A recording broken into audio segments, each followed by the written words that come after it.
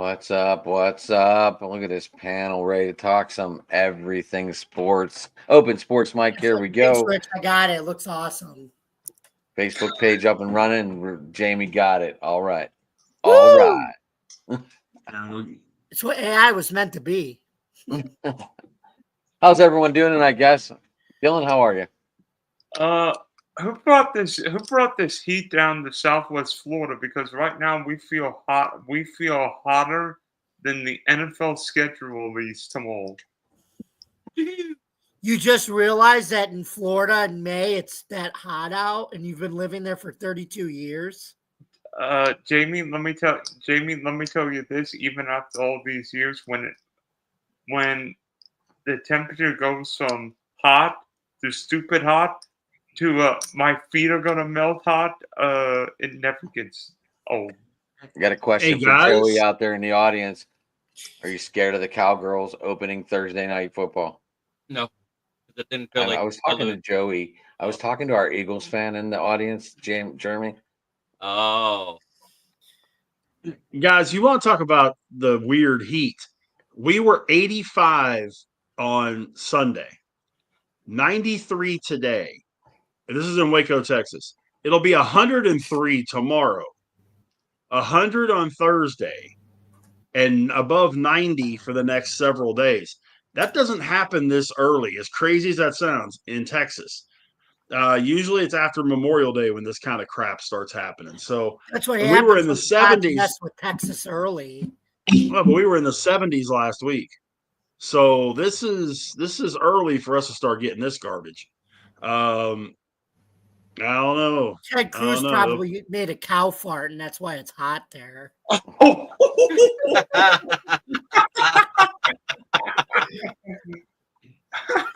You know, it's gonna be time to get this canned up.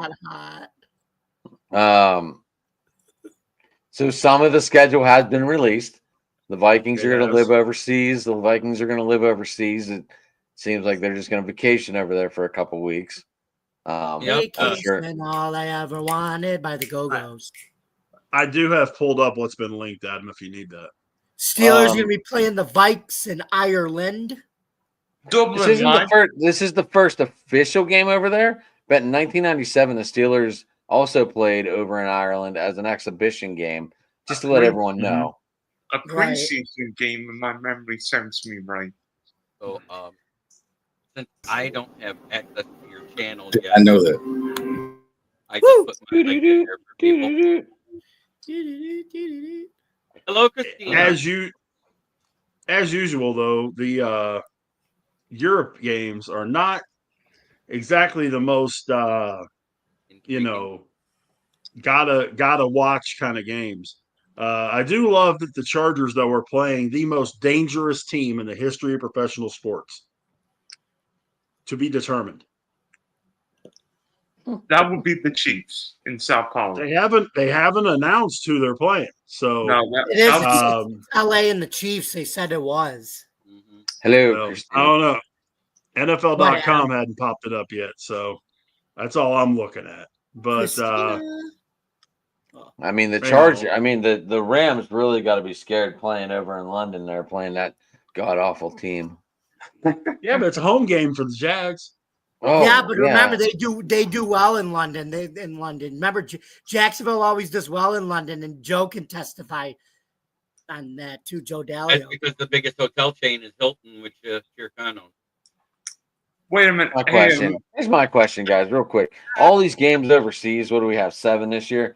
16. Do you like losing the home game as a fan?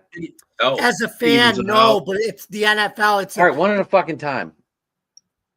I think hold on. Jeremy timed in first. I heard him. We need bells. We need like fucking Family Feud bells. Yeah, that would work. or like Hollywood Squares, I press a button and it lights up. Everybody shut the fuck up till I turn the light off. But anyway, I'm joking, Jamie. I'm joking. No, I hate losing a home game as a fan because that's what if you buy season tickets and they're forcing you to have overseas games as a home game, you're losing money on your ticket because the season ticket doesn't go down because they don't have a home game. But it doesn't go down if you have 8 instead of 9. I understand that's different. That's in the contract. We understand 1 year it's 8, 1 year it's 9. But if you only got 8 games, let's say they give you a home game overseas, now you got 7. No. The NFL only takes a home game from teams that have 9. Look at it. The NFL only takes a game from teams that have 9 and makes it 8. Yeah, They don't take 8 and make it 7. Okay. But I still hate it because you're losing a game because that's the benefit of the 9th game. You're supposed to get an extra ticket. Sure. So your cost is the exact same for a 9-game home season as it is for an 8-game home season, and you only get 8 games. But at the same time, there's 9 home games. You're getting cheated out of a game. I do have a question for you guys that are season ticket holders, real quick, Adam, that goes along with what he's saying. You season ticket holders, do you go to the exhibition games? I had season tickets in 2005, the year they went to the Super Bowl. Right. I did go to the exhibition game. I went to both of them, and I think I left at halftime. Gotcha. I already had the ticket, so I knew people going. So I was like, "Let's go." Marcus must be deep in thought. I know. Oh, I'm sorry. I know the Probably concessions NXT. at a preseason game aren't any cheaper. I know that. They're just as expensive. Whatever Yes, else are. is there. Me and my wife went to it wasn't even a preseason game. It was a scrimmage years ago. And she gives them $5 for water, a bottle of water. They gave her $1 back. That water was $4. And that was years ago. So It's so expensive for the concession. I mean, so they charge the same for the concessions that situation. They do. Good evening, Jerry World Jason. does that too. Yeah, Burger, fries, and a Coke, $24. It's crazy. Good evening, Jason. And it was How one are of them you? frozen burgers. What's up, Jason? Hey guys, how you doing? Good. Hey, by the way, Jason, you and Charles might become fast friends because it looks like Ravens Packers will be the opening Monday night game. Yeah, about that. I didn't hear that. I don't know if they're that's going to be fake friends. news. I mean, I like Charles anyway, so I don't know what you're suggesting there, Dan. But... Is the game in Green Bay? I'm assuming it's Green Bay. Ravens always have Green Bay. Lambeau. Yeah, it's at Lambeau. It's at Lambeau. Yeah. How do we know that already? Week 1 schedule is all over the interwebs. It's because they changed it this year where they're having more leaks than in the past. Yeah, like they're purposely leaking some stuff for whatever reason and I'm doing But the they're whole leaking thing it wrong. more than they did last year and previous year. yeah, No, like it was the same time last year when they released the whole. Hold on. Do you guys remember last year? There was a couple leakers on Twitter that leaked all kind of shit, and it looked like an NFL. It was official all site, wrong. and it was all wrong. Yep. And then That's once true. they were released, everyone was like, "Ha ha!" Everyone The only did that Nelson laugh from, the Nelson laugh from The Simpsons. Now, if it's You mean? Yeah. There we go. yeah, We have not heard anything from Marcus yet, and I'm just curious about. I think he's watching How- NXT. He I'm just probably is being a watching good that boy. next day. I'm just being a good boy. I don't want to get fussed at. Waiting on my food to be ready, but I heard a sneak that Saints are opening up with the Titans. This will be the second time in 2 seasons or 3 seasons they open up with Tennessee, and third time in the history of their series they open up with Tennessee. And it's in Nashville. Tyler Show versus Cam Ward week 1. That would be cool. Well, we don't know who's going to be a QB1 yet. It might be a competition with Shuck and Spencer Rattler. And hell, they just picked up a quarterback from Iowa State today. I forgot who his name is, but they Brock just Purdy. picked him up. Oh no, that's not him. Hold on, I'm going to pull it up. Because everybody's Either way, like, we have the worst quarterback room in the history, they kept saying. Oh, Hunter Deckers from Iowa State. That's who they picked up today, Hunter Deckers.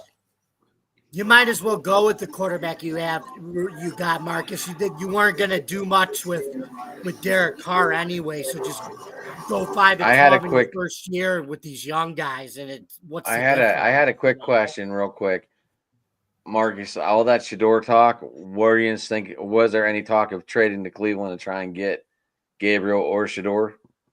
No. Okay. They didn't want him. What about Aaron Rodgers? Hey, hell to the no. No. Have you guys heard this latest stuff about Shador, that he's now not scoring points with the Cleveland Browns because he's got this camera crew following him everywhere he goes now, and they're doing some sort of documentary on him, and the Browns are getting pissed off about it because he's got this camera crew following him everywhere, and it's interfering with practice and causing distractions and all that. That's why they did not want him. They didn't want that damn circus he was bringing, and even when his daddy get involved trying to take over the team. So that's why he didn't want him too. It's exactly why he didn't get drafted until the 5th round, because the morning of the draft, he finally, after the 4th round, fired his dad as the agent. Because if he was the agent, it would be a media circus show on the sideline. All I can tell you is this: his brother has flown completely under the radar in Tampa and has actually impressed coaches. And there's a lot of people saying that if he continues to progress like he is, he could make that team. Good. I hope he does. I do too. I hope he does. I hope he has a better career than his brother. He might on accident, because quarterbacks fail more than almost every other position out there. Yeah. I mean, heck, Jared Goff with Jeff Fisher as his head coach looked like an absolute bum. Yeah, you said the exact words. Why, too, Jeff Fisher. Right. Jeff Fisher, when he came to the Panthers that first year, we were awful. He's horrible with quarterbacks. Wait a minute, Steve McNair was good. Jeff Fisher was good because he was so talented. Jeff Fisher couldn't ruin him. Yeah. Wait, Don Capers was the Panther head coach in '95. Dom Capers and Tom Coughlin, they were the originals to start the franchise. I remember that when they came in. I was mad about that. I was hoping Baltimore would get an expansion team. About that whole Baltimoreans hate that whole expansion process. That was a bunch of garbage because they were always giving the team to Carolina. Hey, you got the Browns you got the Browns and Ray Lewis in '96. Yeah, I mean, it worked out obviously, but because Art Modell was so broke, he had no choice but to take. He saw that offer that was on the table for the expansion, and he took that money, or else they'd have never still had a team. That was wild. It was smart. Yeah, Jeff Fisher never coached in Carolina, by the way. Yeah, coached in Houston/Tennessee. And he coached for Jeremy's Michigan Panthers. He did. He coached for the Rams too. Yeah. Oh, that's right. He was the yard short. No, he was. No, that was Dick Vermeil. Yeah, that was Vermeil. He was the coach of the Rams from 12 to 16. Yeah. 4 years of utter disgustingness for the Rams. He was awesome. So, I mean, we're all baseball fans, so obviously we all heard the news that the MLB makes it where Pete Rose and Shoeless Jackson all they can be inducted into the Hall of Fame. And I'm like, of course this happened after Pete Rose passed away. It's because Trump met with Manfred and made it all possible. That's why. I called it last year as soon as Pete Rose died. I said, you watch. Within a year, he'll be eligible to be in the Hall of Fame. And I said, and it's purely off of his player stuff. He will never get in as a manager, because as a manager is where he gambled. You can't separate the two. There is nobody in Major League Baseball history that has gone in as a coach and a manager separately. None. I don't care who it was. I knew he was going to say this. I knew he was going to. You know what's coming, Brad. I know you are. Brad, you know I'm going to let everybody else do their thing, Rav, and then I'm going to let mine loose. Go ahead, you guys. Go for it. But at the same time, Shoeless Joe Jackson as a player was never proven to take money in the Black Sox scandal. And he's been blackballed the entire time. So well, that's true. So that way, if they did it for Rose as a player, and I know they already said it as a player, they've said this. So I think you're wrong. I think they are going to separate it on this one case. I don't know if Rich and I talked about this on camera, off camera during our interview. We had a long conversation about just this thing. I know Rich does not want Pete Rose to get in to the Hall of Fame, but I'm going to say what I said to him. He's dead now. Okay? I don't know how much more you want him to suffer. I don't know how much more you want his family to suffer. I don't know how much more a lifetime ban ends with death. He died. Yep. He should be able to be on the ballot and get in and vote. Now, whether you don't want to vote him in, that's a whole nother thing. But he's obviously the greatest hitter in terms of hits made in the history of baseball. Yes, and there's a lot of fans who agree with this decision that want to see him in there. One sentence. It's not a lifetime ban. It's a permanent ban. No, it big difference. They listed it as a lifetime ban. I swear to God. No, sir. I will read you Rule 21 right here. Any player, umpire, or club or league official or employee who shall bet any sum whatsoever upon any baseball game in connection with which the bettor has a duty to perform shall be declared permanently ineligible. Last I looked, permanently does not stop when you die. But Rich, what are you accomplishing at this point by keeping him out? Him and Shoeless. I mean, they're obviously doing this to put him in, I think. I don't know if they are. Two completely different things. But I don't. It's two completely different things, first But off. he's already. Go ahead. I'm sorry. Hold on. But it's two completely different things. Why does Shoeless Joe deserve to be in the Hall of Fame?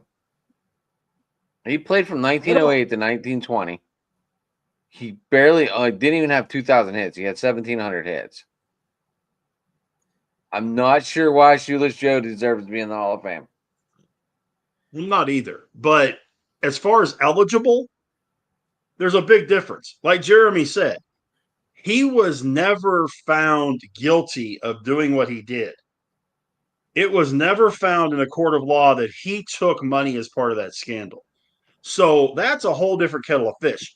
Not to mention the fact Bud Selig gave Pete Rose the opportunity to get his ban lifted.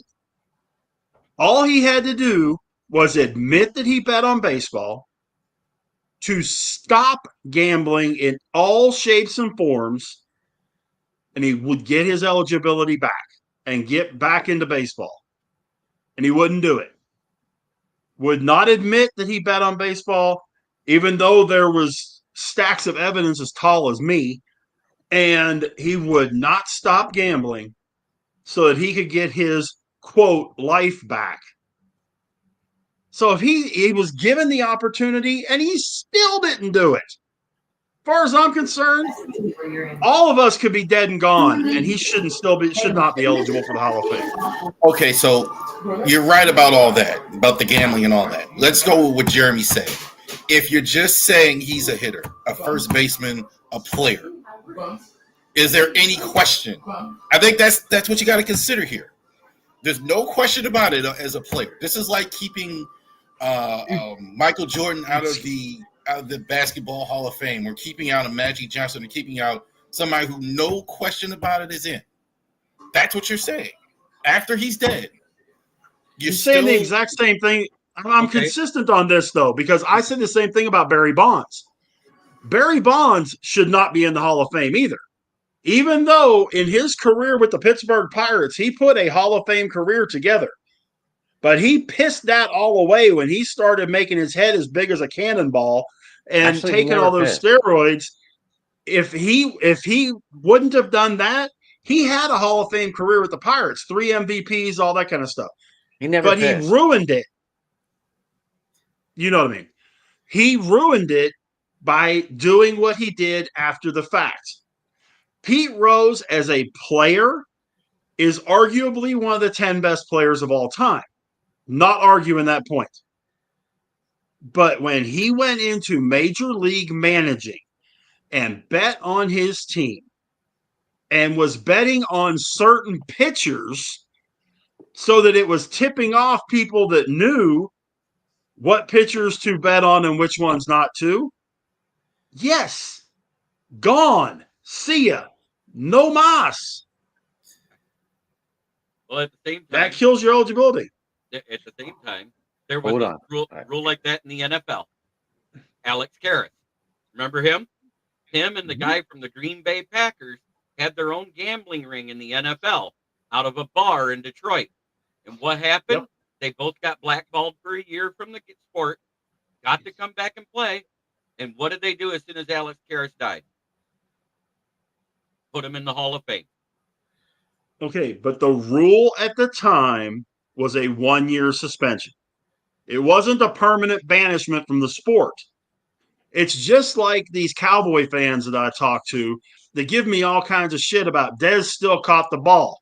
At that point in time, the rule in the NFL said he did not make that catch. Now, as time has gone on, yes, if it was then, he would have made a catch. But at that exact point in time in that game against the Green Bay Packers, that was not a catch. So you can't go off of that. It's that whole thing. It was a year banishment in the NFL for doing that. And then once you come back, great. He may as well have taken pot, 3 times, gotten hammered for it, and suspended for a year. But at the same time, they told him the same thing. You will never get in the Hall of Fame. And as soon as he died, he got in. But it's beside the point. He was never permanently banned. Never mind. I want to hear Jay's insights. My insights. Been awfully quiet, Jay. You feel like because I've been listening to everybody else's takes, and everyone has valid points, and everyone's bringing up some valid arguments about Pete Rose. I think when it comes to Pete, my whole take on it is, excuse me. I'm deep down. I'm a baseball fan. I love the game. I love the history of the game, both the good and the bad. I read constantly great things about the history of the game.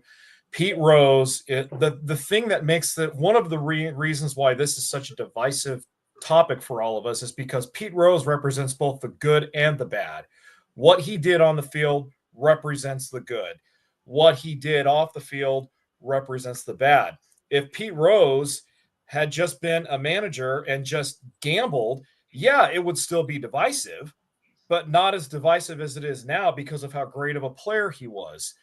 And with what I'm trying to say is, with that being said, I tend to lean on Rich's side here. Being the baseball purist, I tend to say keep him out. The reason why is this, because what Pete did as a player manager with the Cincinnati Reds not only violated the rules, it undermined the trust that the Cincinnati Reds organization placed in him, that the players placed in him. And look, we all know that when Mark Schott was owner and hired him, we all know Mark Schott was one of the worst owners and one of the worst human beings that ever walked the face of the earth. So don't you dare come at me with this, Mark Schott was a racist bigot. Yeah, we already know she was, okay? But when Pete Rose... the first row. Exactly. And when she called Eric Davis her $1 million, you know what. But the point, that's beside the point. What I'm trying to get at is what Pete did is different than snorting cocaine and different than injecting yourself with steroids. He undermined the credibility of the Cincinnati Reds, the players who engendered their trust into him, and the rule. 1 second, please, Rich. And the go ahead. And the rules and regulations of Major League Baseball. In here, in my heart, as a player, I want to see Pete in Cooperstown because he belongs there, okay? But being a baseball purist, I can't say he deserves to be there because of what he did. And I think if Pete had come out after this had happened and fessed up initially, I don't think the backlash would be as severe as what it is now. Also, let's keep in mind one other thing here, guys. You brought up Barry Bonds. Now that if Pete does get in posthumously here, this opens the door for more Barry Bonds, Roger Clemens, and Alex arguments as to whether or not they should get in. And even though what they did is different, they're labeled cheaters, just like Pete Rose was labeled a cheater. Rich, I'm done. Go for it, my man. No, I just got this one thing right here because I'm not quite sure. Whoever Back It Up Binge podcast is, we appreciate you listening and appreciate you putting this on here, but that's incorrect. He bet as a player manager. He was player manager when he was gambling. He gambled as in both roles. So your statement is incorrect. I understand where you're coming from, but the statement is incorrect. He was a player manager in 1986 when he was betting on those games. Yeah, he was. A lot of people don't remember that he was a player manager. He didn't become a full-time manager, Rich, I think, until what, the 1987 season? Yeah, and it was partway through the season. Yeah, that's right.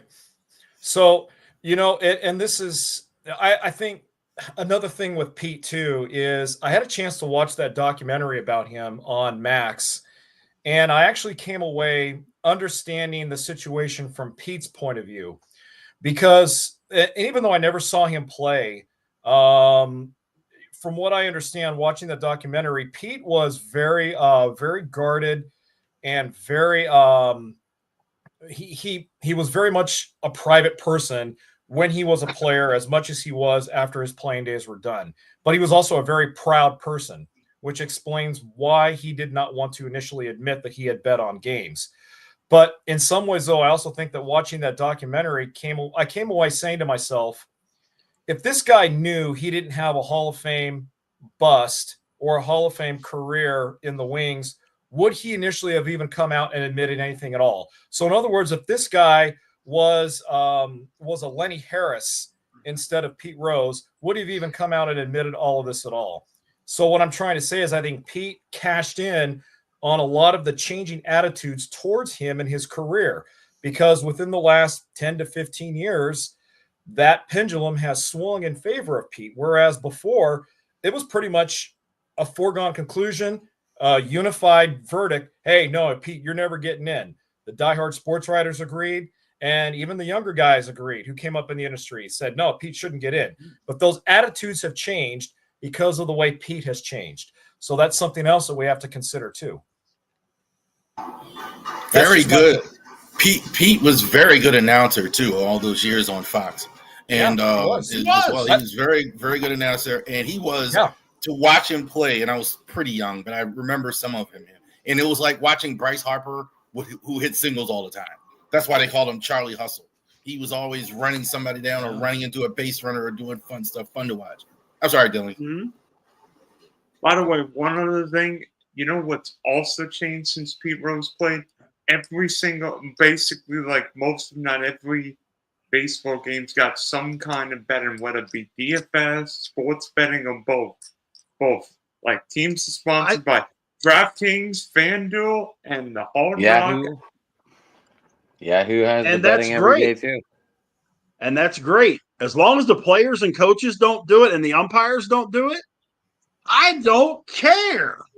But when the umpires and the coaches, coaches, or players start affecting the integrity of the game, then I've got an issue. It's just like the ref in the NBA that was betting on basketball games. Tim Donahue. Get him on the first thing smoking out of here. But I think you almost missed his point, the hypocrisy of that. Hey, we can't bet on games. We can't do this, blah, blah, blah. And now watch our commercials with FanDuel and DraftKings. Okay. You're right, but there's some hypocrisy. I've got the breaking news that just came out. Baltimore Ravens safety Darius Washington suffers the torn Achilles today. Who? Wait, who? Their rookie safety, right? Isn't that who that is, Rory? Darius Washington was their starting safety last year when they replaced Marcus Williams. So he actually tore his Achilles. He will not play at all in 2025. Good thing you drafted a pretty damn good free safety. Well, so it was good break that they drafted Malachi Starks. Well, that's the second one I heard. Now. That's the second one I heard this week besides Jason Tatum, which I've tried to tell people that there wasn't repeating because Everybody, I'm changing it to basketball. I'm sorry. I know we don't talk basketball much on this show. Maybe you can give us a score on the Cavs game while you're doing this. Everybody wants Tyrese versus Jalen because they had a moment in a WWE ring last summer. Yeah. Yeah. Courtesy of LA Knight and Logan Paul. Yeah. And the Pacers looks like they're about to. You want to score 115, 105. Looks like the Pacers are going to eliminate the Cavs here. 105 with 23 seconds. Unbelievable. Well, I'm calling it. We're in a new era. I mean, 10 years ago, this was what? LeBron's and Steph Curry and all them's era. We're now entering to the era of Ant-Man, SGA, Tyrese, Jalen Brunson. You could throw Victor in there. He'll be a champion one day in the future. You could throw Luka in there. Like all these guys, hell, even Dallas's first pick, Cooper Flagg, coming up in a couple of weeks. We're in that era now. This is these guys' times now. I'm calling it Western Conference Finals, SGA versus Ant-Man. Eastern Conference Finals, Jalen versus Tyrese. And you know what? When the NBA Finals consists of Oklahoma City and Indiana, guess how many people are going to watch it? Nobody. I am. Lots of people will watch it. I got one Marcus, more. what are you drinking? Dr. Pepper. Old school bottle, baby. I was just curious. I saw you opening. I was like, what is that? I got a question for you, though. Have you guys seen this month's edition of Esquire magazine on the magazine racks at all while you were passing through and seen who's on the cover? I got one of them professional bartender bottle openers where I can just go. Esquire? Yeah, Esquire magazine, which is that the one with Marilyn? Is that the one with Marilyn Monroe was pregnant with JFK's kid? No, this is not for this month. That's a little late age there. But anyways, it's actually Caleb Williams, and they did the label instead of him white like they did. They made it match his shirt in pink. And he even looks like he's wearing lipstick. LGBTQB1. That's my nickname from the draft for him. So, Rich, guys, I have a quick question. This happened. You like that one, don't you, Rich? You guys know what I think of Caleb Williams. Would I what? Would you trade for a 110, a 308, a 401 for Breece Hall and a 708? Give me that again. So we got round 1, pick 10. Yeah, I knew where you were going with the numbers. 308 and 401 for Breece Hall and a 708. Cavaliers lose. All day. Absolutely not. I think Caleb Williams will be a top. Who the fuck? When the fuck? What? Dylan, we're not even talking about Caleb Williams. I did. Adam, I'd make that move all day. That gives you a second one, right? No. You wouldn't trade Breece for that? You wouldn't trade Breece Hall for that? For a 1, a 3, and a 4? Oh yeah, definitely. If you're sending Breece Hall, I am. For a 1, a 3, and a 4, absolutely. Oh, and I gave him a 7. Wait, what's the trade, Adam? Sorry, I did Breece Hall in a round 7, 7th round 8 pick for a 308, a 401, and a 110. So a first, a third, and a 4th you're getting for Breece Hall and a 7 all day. And twice on Sunday. All day, every day, man. And then possibly this one, I'll find out in an hour. A 105, a 205, a 304, and a 2026 second round for Drake London and a 508. You're getting all those picks? Yeah. Take it. No. I did. I'm waiting for it. I'm waiting for it to go through.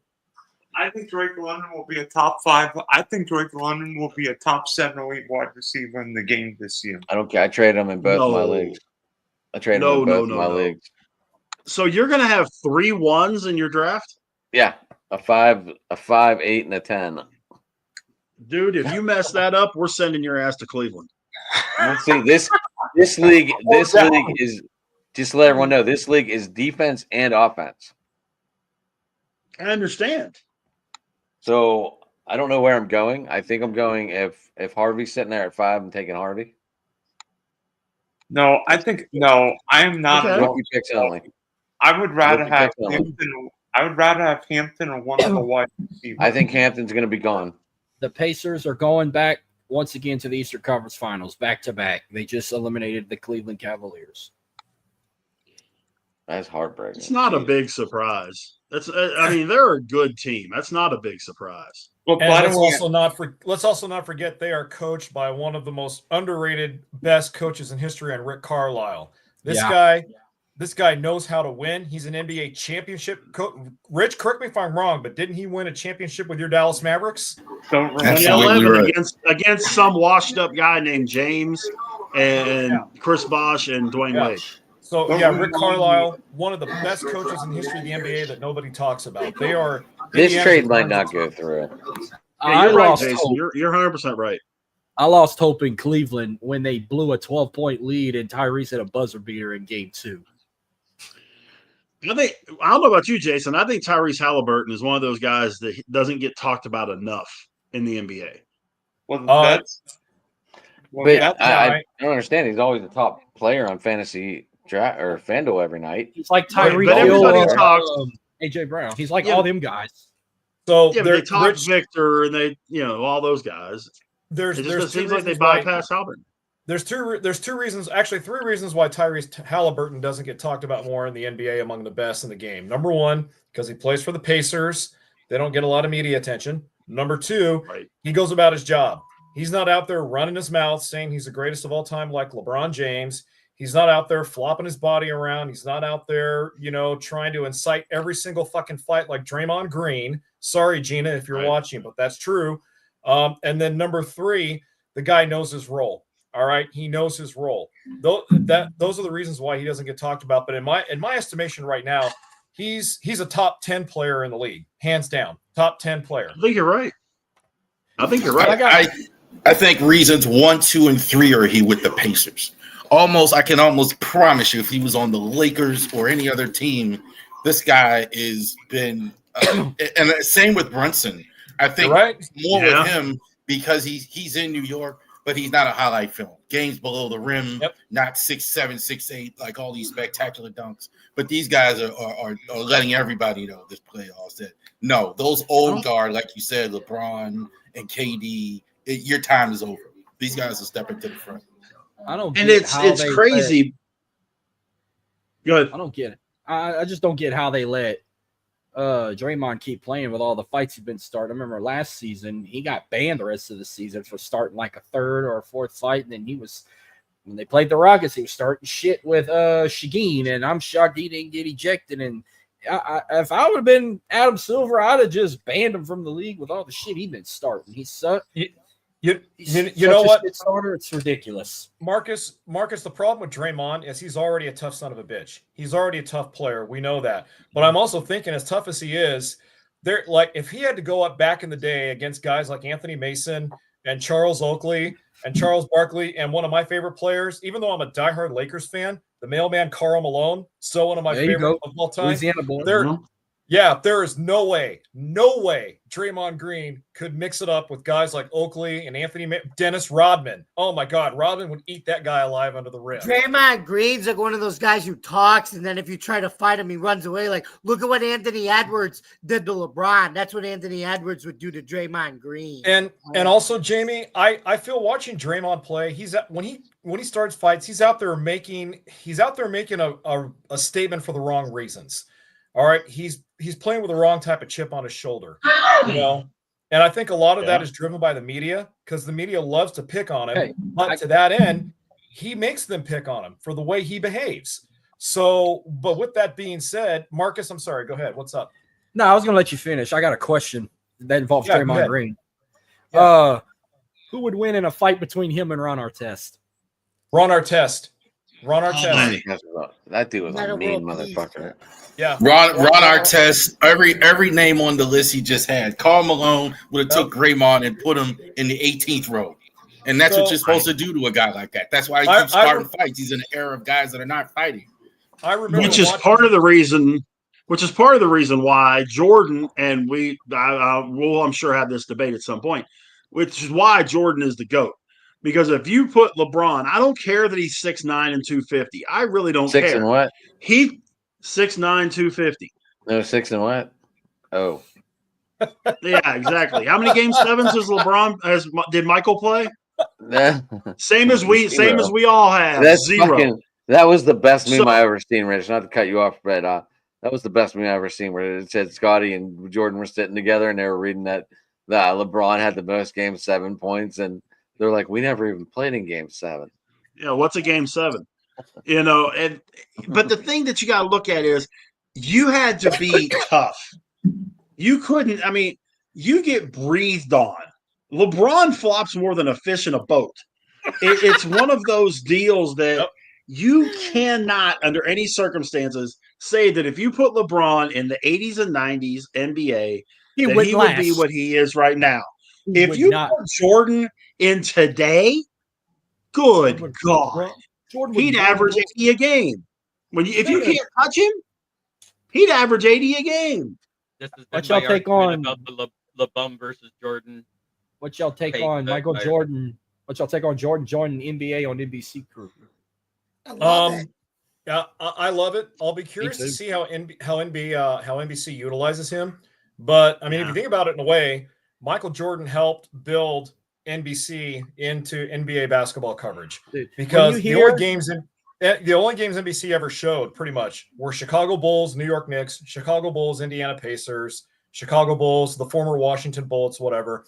But I've wanted to get Jordan in that type of venue because of any basketball player, previous, current, or whatever, he has, I think, some of the most insightful knowledge on how to play a position. Because let's not forget, he was not only a prolific scorer, but he was also an outstanding defensive player. He was an NBA all-defensive first-team member, I think, 6 or 7 times in his career. So while he was very good at scoring, he was also very good at defending. And I want to hear how he assesses the position as how it's played today. That's what I'm looking forward to. When you hear I hope he can do that. I hope he can. Yeah. I just hope he doesn't sound like Scottie Pippen did and sound like a complete idiot. Oh, I love that the NBA is coming back to NBC. When you hear that classic NBA on NBC theme, like that is the official theme song. Who wrote that?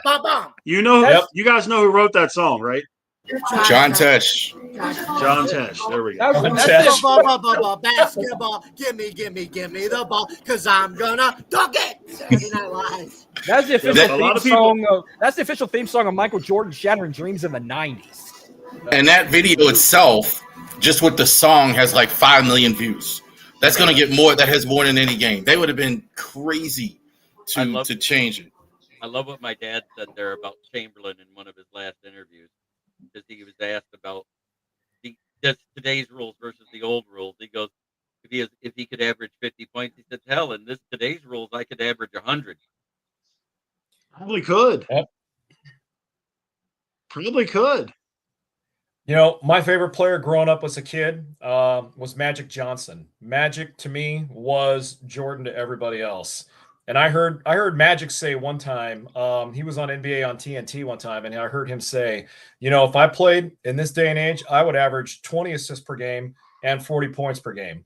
Because Magic's game, the way he played it is, I mean, prime for the way the NBA is played nowadays. So I'm like, Magic, come out of retirement, baby. One more time. I got to see you do showtime on the court. Here's the problem with today's game. They don't play in the regular season, but in the playoffs, they actually play basketball. That's the difference.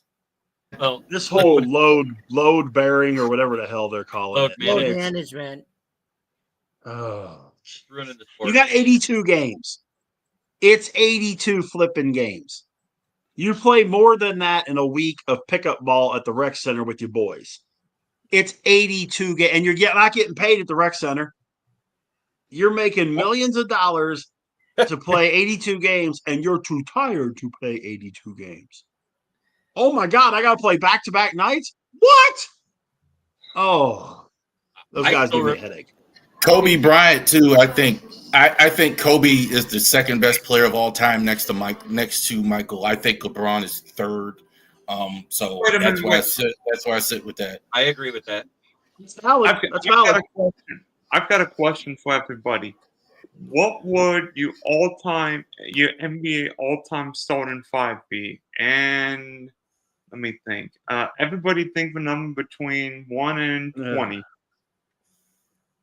NBA all-time starting five? 16. I'll say 3. I'm gonna pick 9. I say 20. Adam.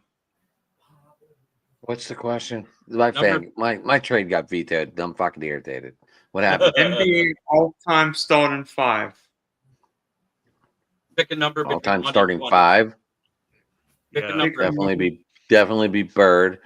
No, Definitely pick a number between 1 and 20.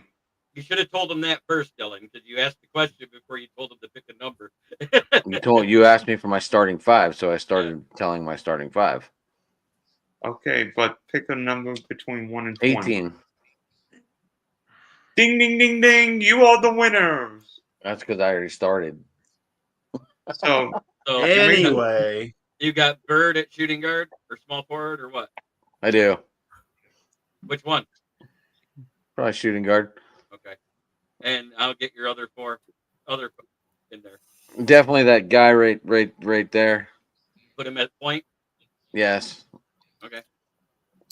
Next.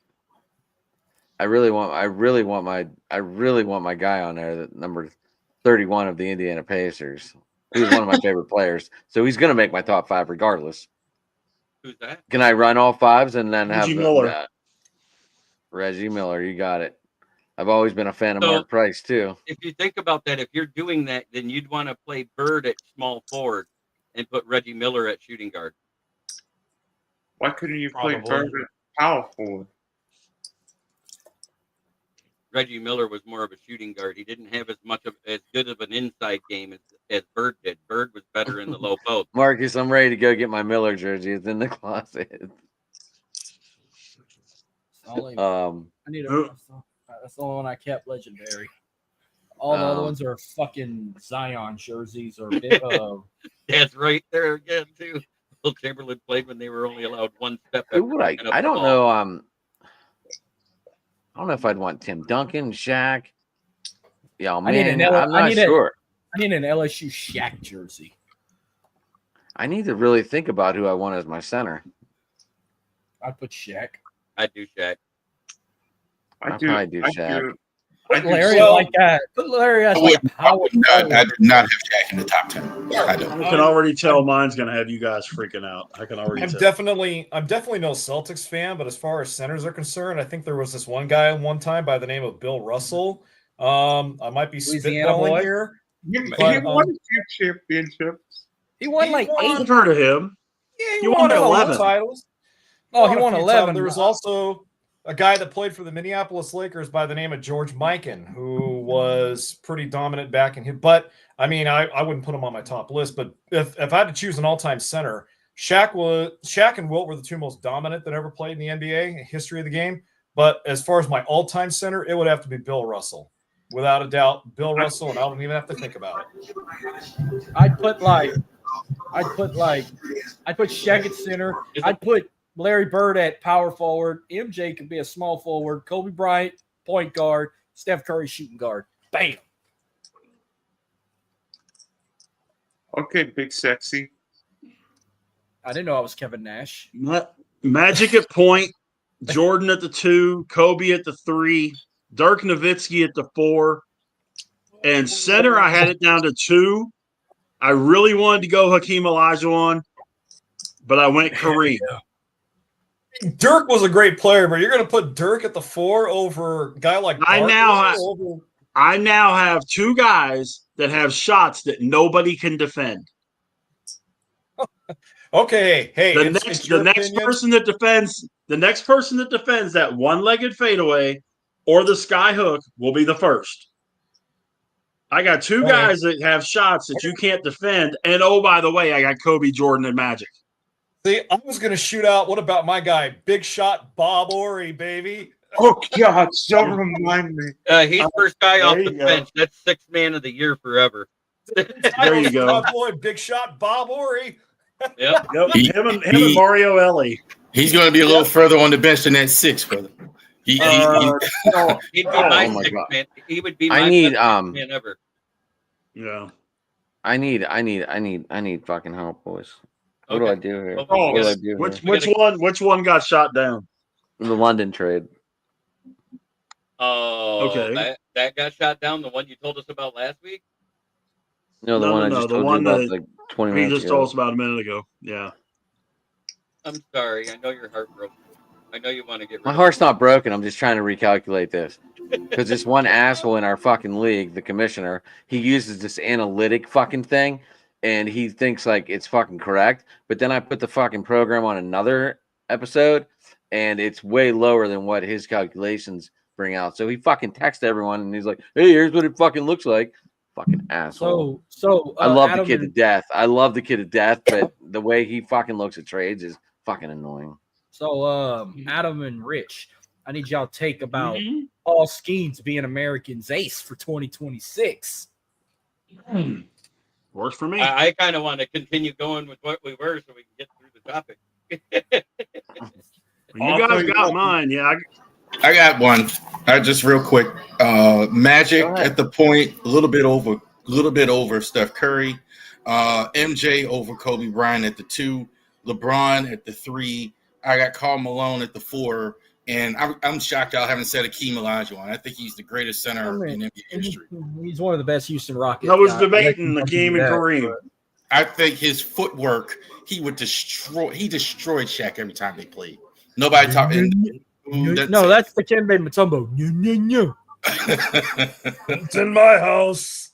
I'm shocked no one said Mutombo either. No, Mutombo's not a top. He's not top 10. But he's a great defending center, but he wasn't a great scorer. If we're just talking about defense, then yeah, you can have Mutombo in that conversation. Oh yeah, Jamie. definitely. But as far as Jamie, Rick Barry, there's one. Rick Barry. There you go. All right, Jamie, who you got?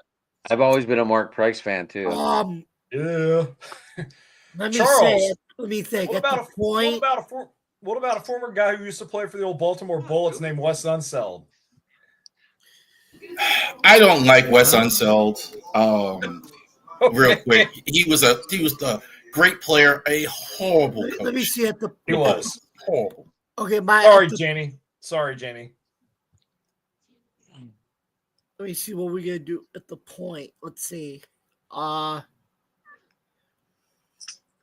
the way, Big Rich, I'm dropping a bombshell on you right now. Give me Steph Curry as my point. The Dallas Mavericks, Rich, trade the number 1 overall pick in the NBA draft to the Los Angeles Lakers for Luka Doncic, baby. They get Luka back, the team with AD. There's your They already bombshell, said baby. they're not trading the number 1 pick. They said they're going to take Cooper Flag. Not happening, Jason. I know. I'm messing around, dude. I'm messing around. But anyway, give me Steph Curry at the point. Okay.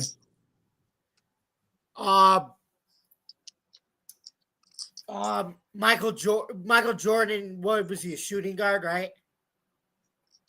You could play 2 or 3. Yeah, okay. Put Jordan at the 2. What do you think? At the 3,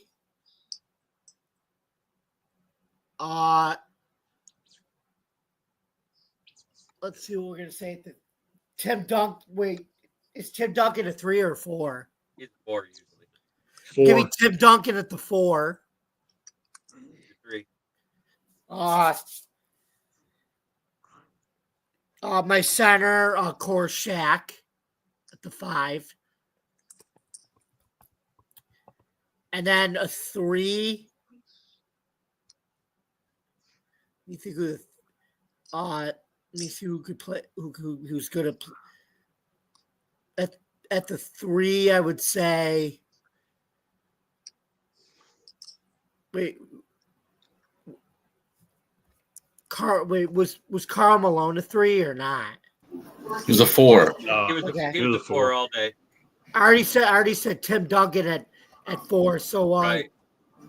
You might as well go Mr. Jordan's teammate at 3 with one hell of a 3. Scottie Pippen at the 3? Yeah. Okay, give me Scottie Pippen at 3. Oh, You gotta admit, that was a good suggestion, See ya. right, Rory?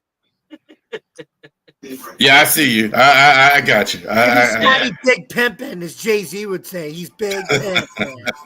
Big All right, Pimpin'. Jason, you're 5.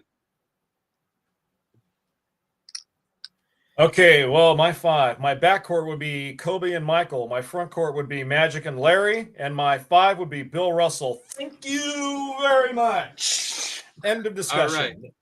All right. So, my starting 5, yes, MJ at the 1, Kobe at the 2. My 3 is Scottie Pippen. My 4 is Kevin Garnett with Wilt Chamberlain at center. KG, Kevin Garnett. Oh. The big ticket, too. Do There. we get the dance? Do we get the dancing guy in the crowd for Kevin? You got to get the dancing guy. Yeah. Gotta have him. By the way, It's not a bad 5. anything's possible, and my team's going to kick the crap out of all your teams. Get the fuck out of here. Oh, God. Now he's Garnett, I love his work ethic. I think he was very underrated. He worked so hard to get there. He wasn't as naturally gifted as people thought. Let's hear this take Great from work. somebody that thinks that Trevor Lawrence is a good quarterback now. Point guard, the greatest all-time shooter in professional basketball history, Steph Curry. 2, some guy named Michael Jordan. You may have heard of him. Copy in mine, dude. Number 3, number at the 3. Just the greatest scorer in NBA history, some guy named LeBron. At 4, Mr. Fundamental, Tim Duncan. And then the 5, some guy you may have heard of named Lou Alcindor, aka Kareem Abdul-Jabbar. I will kick the crap out of all you guys. I'll believe that, Jeremy. I'll believe that, Dylan, the minute you leave this podcast without saying goodbye again. Well, back to Wait a minute, Jeremy. Wait a minute. Excuse me, not Jeremy. Wait a minute, Jamie. Wait a minute, Jamie. Last time the Jags and Bills played in London, what happened? Oh, wait, my guy Dustin. You always play that same. You always use that same one. At least I actually stay on the podcast to say goodbye before I leave. So, like when Charles was talking about Kevin Garnett saying he don't get the credibility. You're right, he don't, because they all want to talk about. I mean, he was hell of a player too. But if you're talking about that 2008 championship team when they had not just Paul Pierce but like Rajon Rondo, Kendrick Perkins, and Ray Allen, they always talked about them more than Kevin Garnett. And Kevin Garnett carried that team too. Even if you want to throw like Campbell in that lineup too, James Pont and Eddie House and all them guys, they were a whole stack team. In that year, wasn't there like 10 games where they were missing Paul Pierce and Rajon Rondo? And they still fucking kicked ass. Right. They still won 6 out of the 10 is what I'm saying. Yeah. What impressed me about KG more was what he did in Minnesota. Yeah. I don't think people realize how that team would have never made the playoffs without Garnett. And he had them a contender so well because he was such a good player every year. Right. I didn't comment that. I didn't say you first. No. He put it in there. Oh, okay. I was wondering because I went deleted a comment I didn't even type. Right. That's fucking AI shit. I'm not even working my magic. Because Gun Guy came in and said, "Take your pants off," like he does every time. Take your pants off and jacket. Blink 182. My phone is the devil. My phone will put a bitch I seen in a checkout line as a mutual friend. What? But that's okay. Anytime I talk about one of these supermodels I think is hot, somehow she comes up in my suggested friends on Facebook. Yeah. And then when you meet her in person, she'll be like, "How you doing, Jeremy?" Right. Selma Hayek is going to be on Sports Illustrated cover this year. I saw that this morning. Olivia Dunn. I wonder if Stephen A. Smith's going to blow a gasket about the Pacers eliminating the Cavs tomorrow. More than likely. You know what? I'm missing shit. If they would have eliminated the Knicks, he would have. But I can't wait till he shit talks the Dallas Cowboys this upcoming season. I wouldn't be at all surprised if the Cavs fired Kenny Atkinson. The only way you're going to hear Skip saying anything is if you listen to his podcast, which is an absolute waste of time and energy. I can't stand Skip Bayless. I can't stand Skip Worthless. You mean Skip Worthless piece of shit? Skip is the boil on the ass of life. No, from what I gather, that's Shannon Sharp. No, Shannon Sharp is just that little string of shit you didn't wipe. That's just dangling. You know, I'm starting to think that y'all aren't Skip fans. No, I'll tell you what. I'm a He's so You can take bad. him or leave him. I don't like majority of those analysts. I don't mind Stephen A. Smith because I love when he shit talks to Cowboys. I love when he shit talks to LeBron. No, I'm telling you right now, ESPN's got a bunch of dirtbag broadcasters right now. Stephen A. Smith, Adam Schefter's a bully. Some of those other people who should never be commentating another sporting event. Who in the hell is Mel Kiper? Mel Kiper's in the NFL draft crew. He's the guy No, that that's predicted my Shadir point. Sanders No, to go I'm number one overall. doing Bill Tobin, Marcus. Who in the hell is Mel Kiper? Well, Kiper's is the biggest fucking idiot piece of shit in the world, but he's a jet and a fucking island. That's what he is. Mel Kiper knows any more than my postman. there's a lot of guys on ESPN that are but when it comes to guys that are not any good and are just completely worthless when it comes to their stuff, the leader in the clubhouse, no questions asked, is Jason Whitlock. I got a good one for He's y'all. not an ESPN leader. Huh? He's not an ESPN. No, I'm just saying the guys that are doing this stuff. I'm not a Skip guy, but the best incarnation of First Take was Skip and Stephen A. I don't think anybody can deny that. Do they have some guys? I think Kendrick Perkins is a freaking blowhard. Brian Windhorst only has his job because he's big time buddies with 23, the Laker 23. That's the only reason why he has his job. Yep. Exactly. That's the only reason he has a job. Sexuals, right? Talking about the NBA is because he was high school friends with LeBron. I got no problem with Windhorst. Huh? I got no problem with Windhorst. He's all right, man. He ain't bothering nobody. That's kind of like what I get from him. Yeah. He is the most absolute just vanilla, no energy, no. It just seems like it almost seems like he's reading off teleprompter. I think like Pat might be ready to hit the door too. From what I saw, he had a post today. It sounds like he's getting ready to hit the door. Pat McAfee sounds like he's getting ready to hit the door. Possibly. He's talking about from leaving ESPN. Rich Eisen's coming back to ESPN. Yeah. Honestly, I like Rich Eisen. The reason why Pat McAfee's leaving is they censor him so much. Anyhow, speaking of Pat McAfee, who do y'all dislike more on College Game Day? Him or Kirk Herbstreit or anybody else? I think Pat McAfee. I'll be the bad guy. The guy I dislike the most on game day is Corso. I know.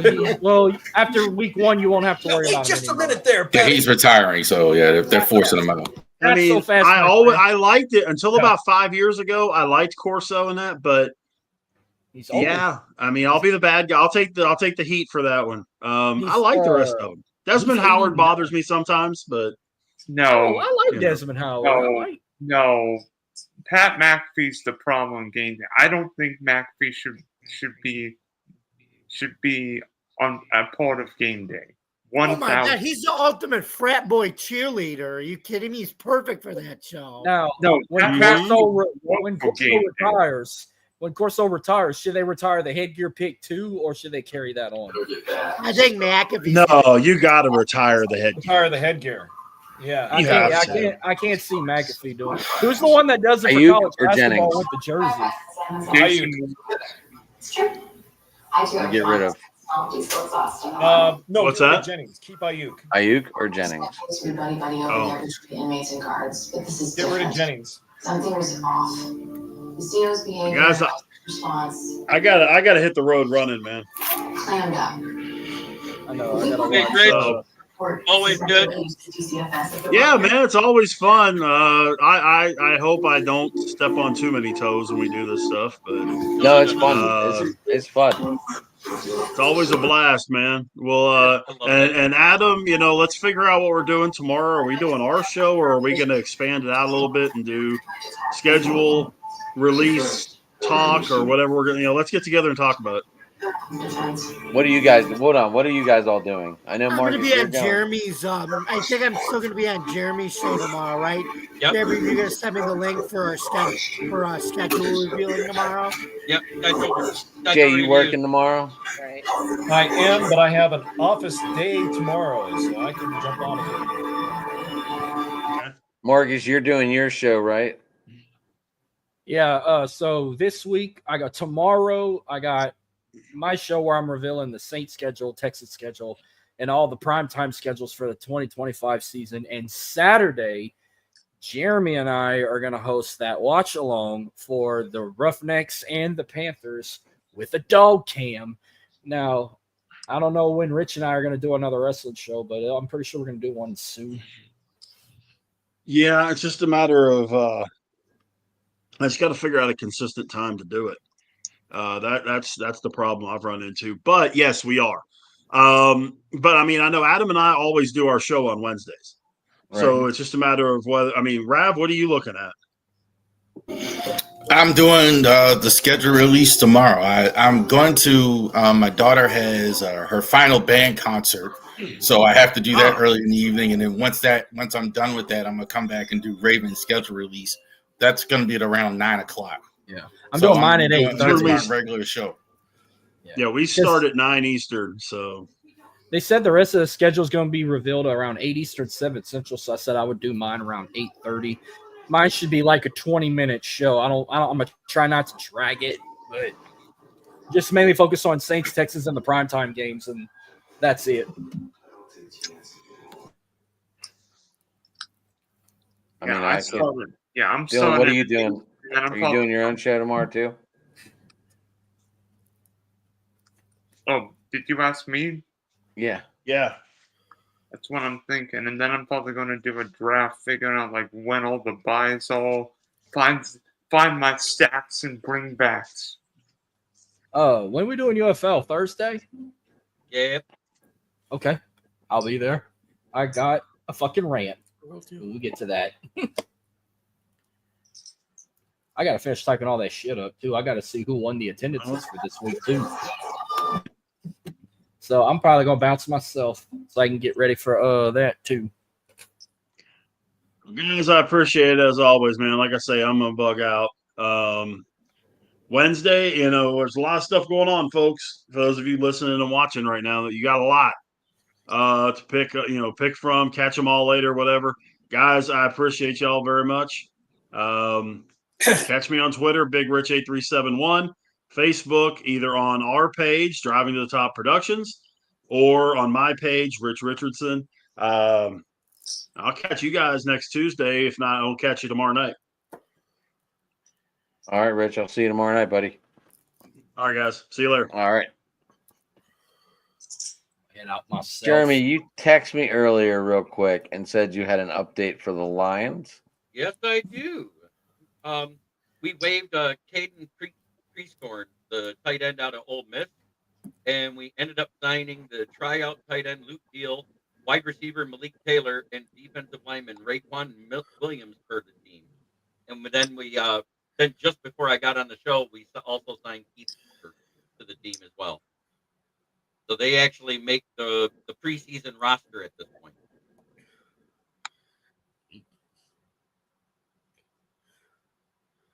Dylan, obviously that's a question for you. Josh, are you throwing Lando's name under the bus? Come on, man. Relax. He won the sprint race in Miami. Going in the second day of last year, and McLaren's clearly top call day. If you wanna talk with me, put up your deuce and let's go right now, you and me. We're not doing it. We're not doing racing on this show. Oh, go really fast, turn left. Great race. We're making a left turn. Y'all laughing, but it gets a lot of people like NASCAR. I mean, it gets a lot of engagement every time he's doing one of the NASCAR shows. And I like certain races. People, Like I like certain races. Like I'll watch Daytona and Talladega or Indy and Texas Motor Speedway in Vegas. There you go, Jack. Like he said, it's on Monday night. And Bristol. But other than that, I don't care for the other races. I like Daytona. Yeah, that's like the only fucking race William Byron won this year. Even though he made the playoffs, he needs to win another one. But Joey Logano fucking won the last one, and I was pissed. Wait, Kyle Lawson's won 3 races. I mean, Wait, who won the? Wait, Joey Logano won the last one I watched. Joey won. yeah, Joey won Texas. Kyle won Kansas. Yeah, I didn't watch the Kansas race. I watched Texas, so that was the one. That was the one I watched that he won. Guys, I gotta jet on out of here. Also. All right, Me Jason. too. Good to see you. Me too. Yep. It's always a pleasure talking sports with all you guys. Respect all you, love all you. And until next time, everybody, you can find me there on Dodger Jason on X. That's my X account. Look forward to being back on again. Always a pleasure. And God bless everybody. Take care. So, Jason, we'll see you tomorrow night. Yeah. And Adam, if anything comes up at the last minute, I'll text you. But at least right now, I can jump back on tomorrow night. All right, cool. All right. Okay. You guys have a good one. Peace out. We'll see you tomorrow, Jay, hopefully. Yep. Sounds good. Yeah, I'm going to see where you can find me below my name. Like I said, this week I got my schedule release show tomorrow, 8:30 p.m. Central Standard Time. Marcus, real quick, why don't you make the StreamYard link? That way we can always share me and yours YouTube channel with every time you post. Yeah, I need to find a way to fucking share that. I keep doing it wrong. No. Well, you got to make the link. I didn't see the link. Like, you got to make the StreamYard link. I'm going to make it eventually. Like, after I get my UFL stuff updated, I'm going to go create a link for tomorrow, and then you can go back. No. What I'm saying is, like, whenever you go to share it, have the StreamYard link ready so that way we can just put the YouTube link in the comments. Right. Okay. All right. That way it follows with it. Just thoughts. Anyway, go ahead, Marcus. Not to interrupt you. Yeah. So you know where to find me, find the show. I got a busy week too. Tomorrow I got my schedule release show on the Saints, the Texans, and the primetime games for the season. 8:30 p.m. Central Standard Time.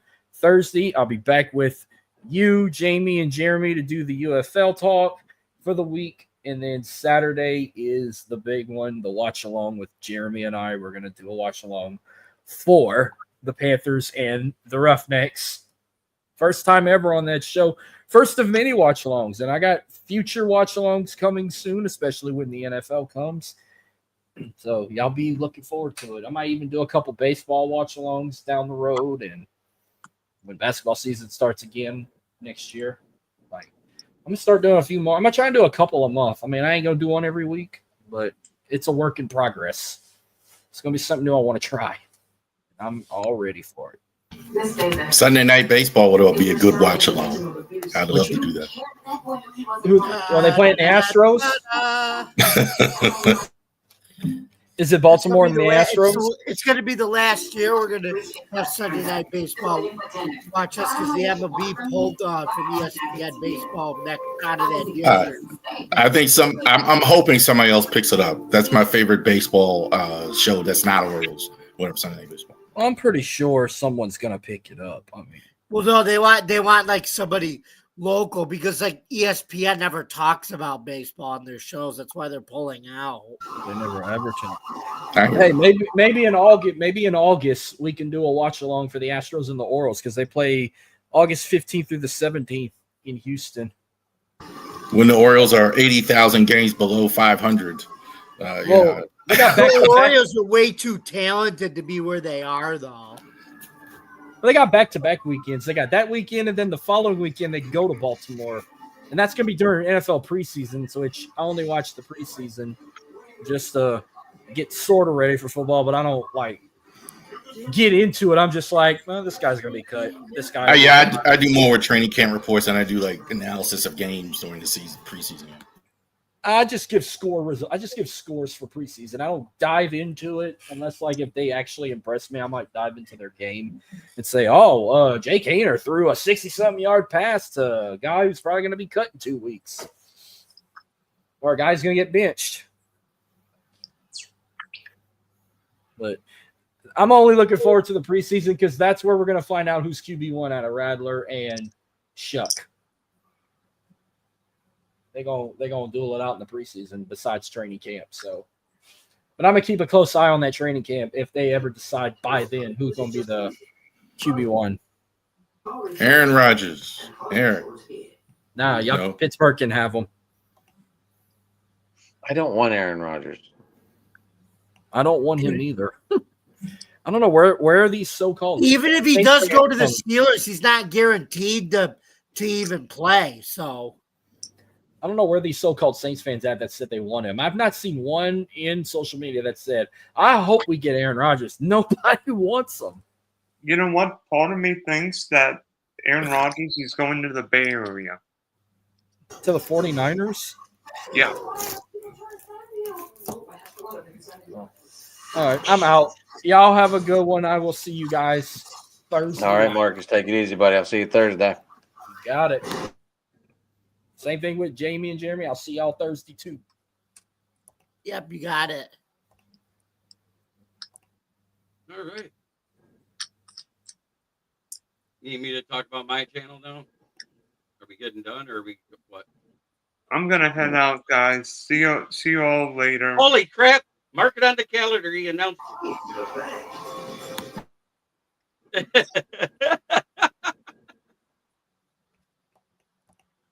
What? Go ahead, Dylan. How people kiss you? He didn't just drop off. He just he announced it. He said he's leaving. At Dylan at Sports One, Spunky's Wrestling Sports. Check out my PGA Championship highlights. I think Roy McIlroy's going to kick everybody's butt at Quay Hollow. But you know what? Maybe Bryson DeChambeau will add a Wanamaker to his 2 U.S. Open trophies.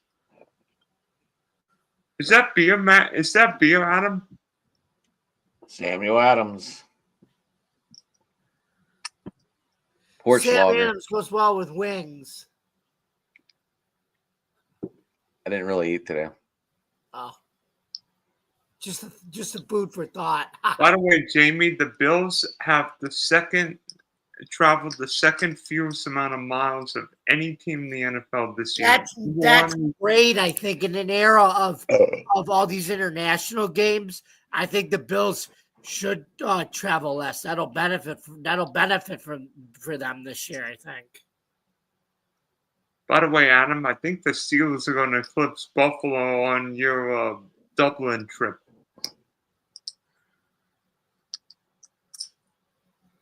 We're not playing.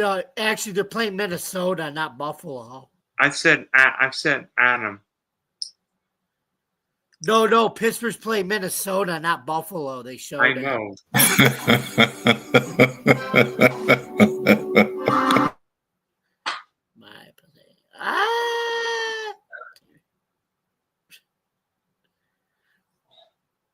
Shin Ming Wong. No, sorry. You should pitch for the Yankees. Josh, you want Loki tickets? What now? You want first class on British Airways?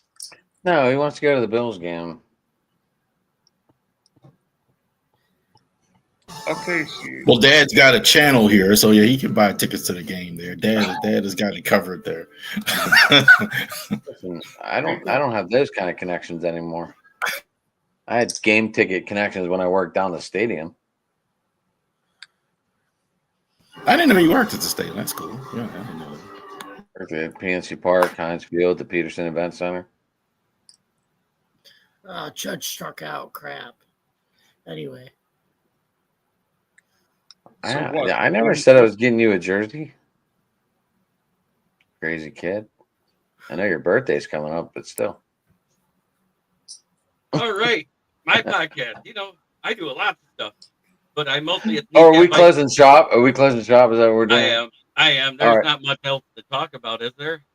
I don't know. Probably not.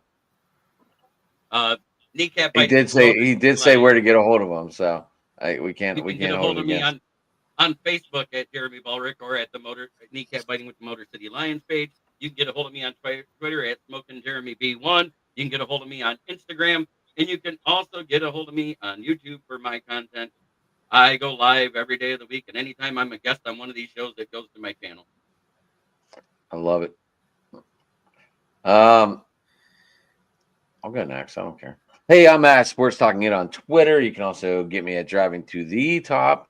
That's an N-O-G and 2 E's on the. On Twitter over there, you can find me there.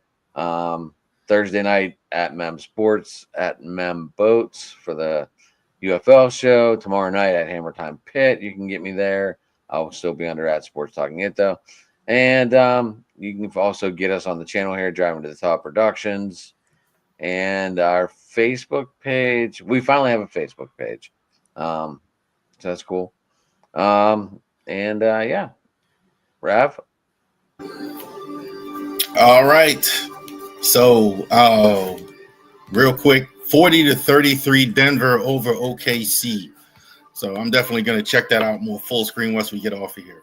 So, RaverySports.company.site. If you want to go ahead and get Ravens and Orioles merchandise, you could go ahead on there. We are now in partnership with Fanatics, so you're going to see Fanatics links now on my channel. So not just old school Ravens and Orioles stuff and Terps. You can go ahead and get all the Fanatics stuff. It's going to be awesome. We're going to roll that out June 1st.